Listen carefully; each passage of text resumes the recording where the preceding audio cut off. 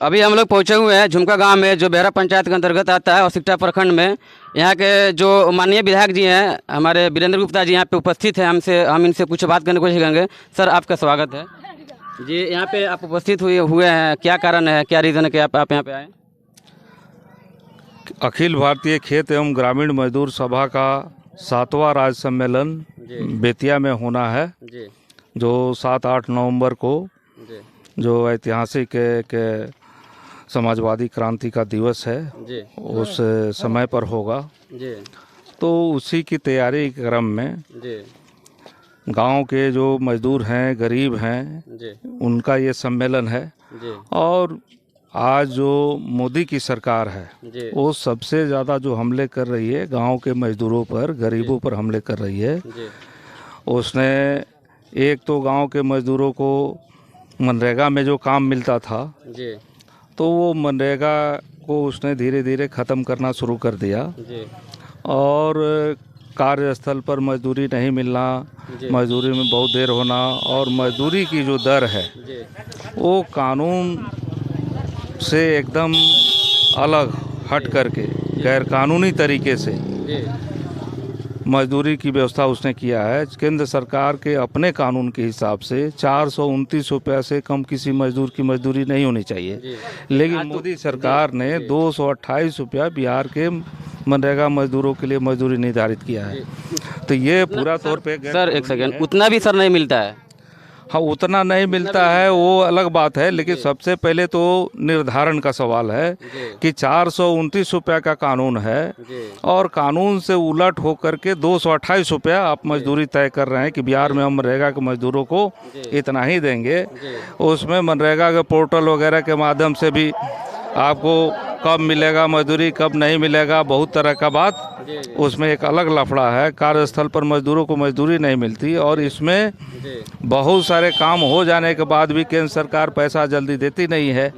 तो इस तरीके से मनरेगा को मोदी सरकार, जो गरीबों की योजना थी, उसने ख़त्म करने का पूरा हिसाब किताब लगाया हुआ। ये पूरी उसकी अपराधपूर्ण, गरीबों की अपराध के प्रति अपराधपूर्ण कार्रवाई है।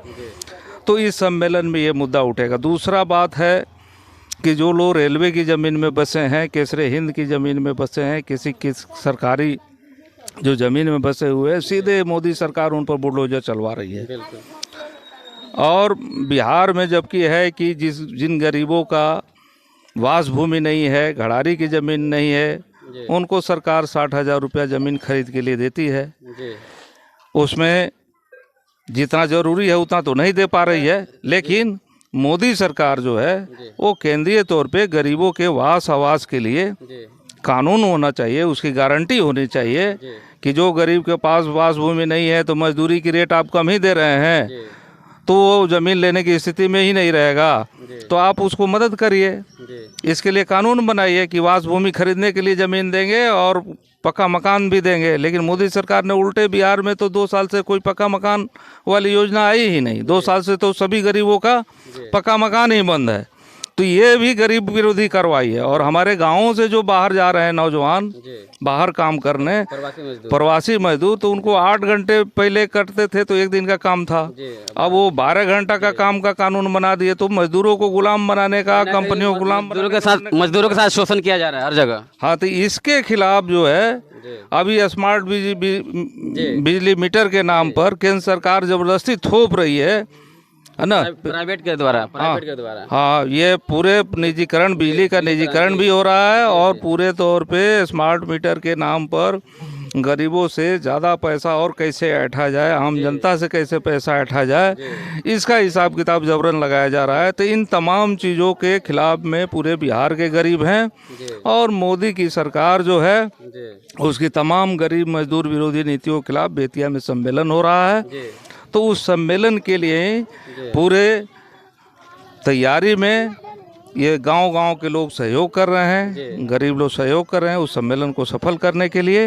और ये जो मोदी की सरकार के खिलाफ जो लड़ाई, लोकतंत्र और संविधान बचाने की लड़ाई है, उसमें बिहार के गरीब जो है आगे रहेंगे और पूरे ताकत के साथ, दमखम के साथ रहेंगे और 2024 में मोदी को हराएंगे। वो मजदूर विरोधी सरकार है, गरीब विरोधी सरकार है, तमाम कंपनियों के लिए काम करने वाली सरकार है, दंगाई सरकार है मोदी सरकार, नफरत की राजनीति करती है। कमलनाथ खाली कर रही है, सिर्फ कमलनाथ। इसलिए इसका विरोध करने के लिए तमाम गरीब एकजुट हो रहे हैं। इसके लिए सम्मेलन है और गांव-गांव से लोग सहयोग कर रहे हैं। अच्छा सर, जो लोग भूमिहीन है उनके लिए कोई कानून है? जिनके लिए ज़मीन रहने के लिए नहीं, जगह नहीं, या घर घराड़ी नहीं, उनके लिए कोई कानून है कि नहीं है?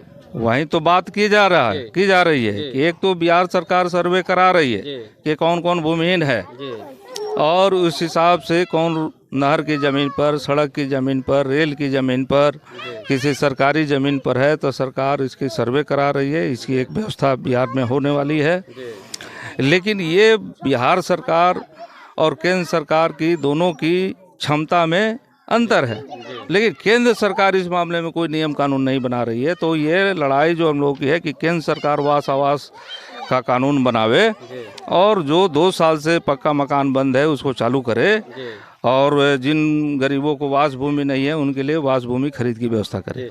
अभी सर कुछ दिन पहले 20 घरों पे बोलेरो चलाया गया लाल परसा में, उसमें कुछ लोग भूमिहीन थे, कुछ लोगों के पास ज़मीन है, निजी ज़मीन है, लेकिन कुछ लोग बिल्कुल भूमिहीन है।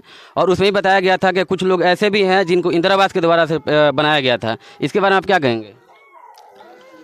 तो ये जो वहाँ पर वृक्षारोपण का कार्यक्रम हुआ है, तो एक तरह से जो पुरानी ज़मीन थी उसको बुलडोज करके किया गया है। तो यही तो बात हो रही है कि मोदी सरकार गरीबों पर वृक्षारोपण के कार्य भी नहीं हुआ है। वहाँ पे कहा गया था वहाँ पे तालाब खोदा जाएगा, वहाँ पे मछली का पालन होगा, लेकिन बिल्कुल ये झूठी बात साबित हुई है। अब इसके बारे में तो पूरे तौर पे हमको जानकारी नहीं है, लेकिन पूरी बात समझ लेंगे तो बोलेंगे जी। एक सर और मुद्दा है यहाँ पे, सिरसा पंचायत में कई दिनों से लाइट नहीं है, इसके बारे में आप क्या कहेंगे? हाँ, लाइट वाला में ये जो ट्रांसफार्मर मरम्मत करने वाली जो कंपनी है वो ठीक से मरम्मत नहीं कर पा रही। जैसे ट्रांसफार्मर बन के आ रहा है फिर वो ये जो है ख़राब हो जा रहा है। तो इसके प्रति हम लोग उसको संज्ञान में लिए हुए हैं और हम लोगों ने प्रशासनिक पदाधिकारियों से बात किया है कि उसको जल्दी से जल्दी ठीक किया जाए। कंटिन्यू 5 जल गया, कंटिन्यू 5 लगातार। हाँ, 5 यहाँ ही नहीं, बहुत सारे जगहों का मामला है। अब की पारी जो मरम्मती का कार्य हुआ है उसमें सैकड़ों ट्रांसफार्मर जो है वो उसका ठीक से मरम्मती नहीं हुआ। मरम्मती के बाद आया तो तुरंत ही जल गया। तो इसको लेकर के प्रशासनिक पदाधिकारियों से बात हुई है, वो लोग सक्षम टेक्नीशियन से बात करके इसको ठीक कराएंगे, ये बात हुई है। काम इसका चल रहा है। हाँ, जी। अभी हम बात कर रहे थे अपने क्षेत्र सिकटा मनेटार प्रखंड के जो विधायक है माननीय वीरेंद्र गुप्ता जी, और इनका कहना है कि जो मोदी सरकार है ये हिंदू मुसलमान की राजनीति करती है और जो संविधान मिटाने की कोशिश कर रही है, और जितने भी गरीब तबके के लोग हैं, खास करके किसान मजदूर है, उनको शोषण किया जा रहा है। इसके विरुद्ध जो है ये लोग आंदोलन करने की पूरी तैयारी में है और इनकी मांग है कि जितने ज़्यादा लोग वहाँ पर जाएंगे आंदोलन को मजबूत बनाएं ताकि इस सरकार को झुकाया जा सके। आप देख रहे हैं झुमका से the social activist media, cameraman Abdul मुत्तलिब के साथ अतिउल्लाह रहमानी।